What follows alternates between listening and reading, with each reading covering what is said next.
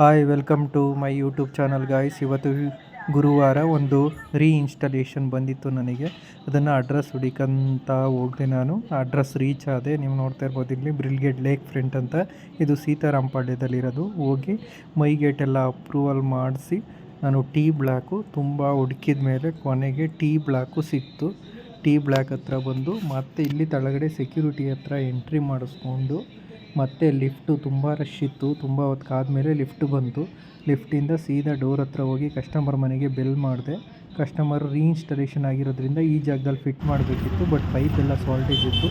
ತುಂಬ ಹುಡುಕಿದ ಮೇಲೆ ಒಂದು ಅಂಗಡಿಲಿ ಔಟ್ಲೆಟ್ ಪೈಪು ಮತ್ತು ಇನ್ಲೆಟ್ ಅಡಾಪ್ಟರ್ ಸಿಕ್ತು. ಮತ್ತು ಹುಡಿಕೊಂಡು ತುಂಬ ರಿಸ್ಕ್ ತೊಗೊಂಡು ಮತ್ತೆ ಹೋದೆ ಕಸ್ಟಮರ್ ಮನೆಗೆ.